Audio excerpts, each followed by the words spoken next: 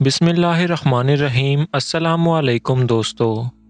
دنیا بھر کی انٹرنیشنل میڈیا کی نیوز میں ایک ایسی پراسرار مچھلی ہے جس کو ڈومز ڈے فش یعنی تباہی کے دن کی مچھلی بھی کہا جاتا ہے، اور پوری دنیا اس کو دیکھ کر خوفزدہ ہے کہ شاید بہت جلد کوئی قدرتی آفت آنے والی ہے۔ پر سوال یہ ہے کہ لوگ ایسا کیوں سمجھتے ہیں؟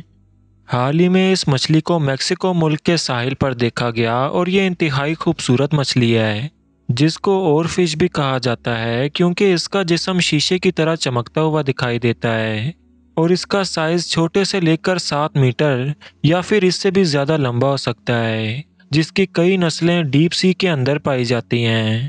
یہ 11 میٹر تک لمبی بھی ہو سکتی ہے، جیسا کہ آپ اس پکچر کے اندر دیکھ سکتے ہیں کہ امریکن نیوی نے مل کر جس ڈومز ڈے فش کو پکڑ رکھا ہے اس کی لمبائی تقریباً 7 میٹر کے قریب ہے،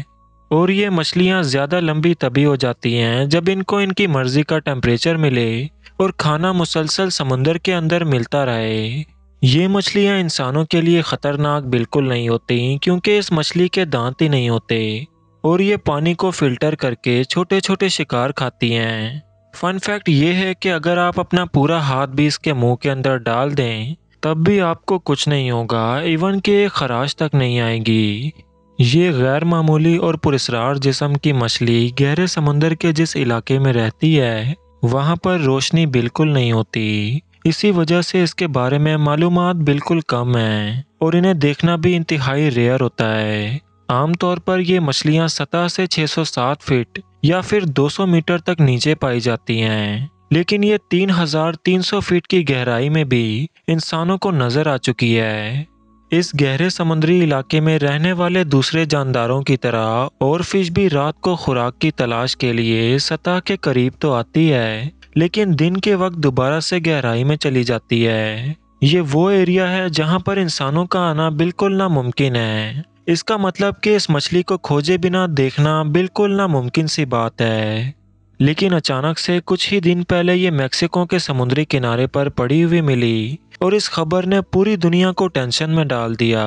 اور اس ٹینشن کے پیچھے ایک بہت بڑی توہم پرستی ہے جو کہ صحیح بھی ہو سکتی ہے اور غلط بھی۔ یہ توہم پرستی یہ ہے کہ یہ مچھلی سمندر سے باہر آ کر کسی قدرتی آفت کا ایڈوانس میں انسانوں کو بتاتی ہے، جس کی وجہ یہ ہے کہ اگر اس مچھلی کا ریکارڈ دیکھیں تو جتنی بار بھی یہ سمندر کے باہر آئی ہے ہر بار اس کے کچھ ہی دن کے بعد اس علاقے کے اندر طوفان، کوئی زلزلہ یا پھر سیلاب آیا تھا، اور ہزاروں سال پرانی قصے کہانیوں میں بھی ہمیں یہی دیکھنے کو ملتا ہے۔ خاص طور پر جاپان کے لوگ ایسا مانتے ہیں کہ یہ مچھلی قدرتی آفت کے دوران نشانی کے طور پر کنارے پر خوفزدہ ہو کر آ جاتی ہے، اور ان کا کہنا ہے کہ 2011 کے اندر جاپان کے زلزلے سے پہلے کئی اس طرح کی اور فش کو جاپانی ساحلوں پر جگہ جگہ دیکھا گیا، جس کی وجہ سے یہ یقین اور بھی زیادہ بڑھ چکا ہے۔ اب یہ کانسیپٹ کیونکہ سائنٹیفک ریسرچ پر بیس نہیں کرتا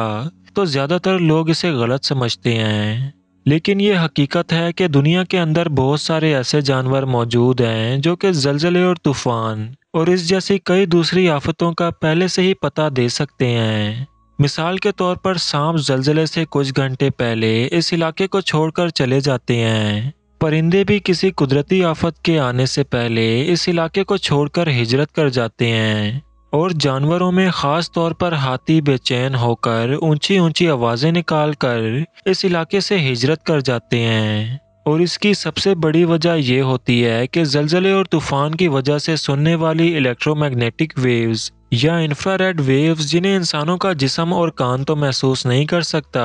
لیکن یہ جانور محسوس کر سکتے ہیں۔ آپ اس مچھلی کے متعلق کیا سوچتے ہیں؟ اپنی رائے کا اظہار کمنٹ سیکشن میں ضرور کریں، اور چینل کو سبسکرائب کر کے نوٹیفیکیشن بیل کو آن کر لیں۔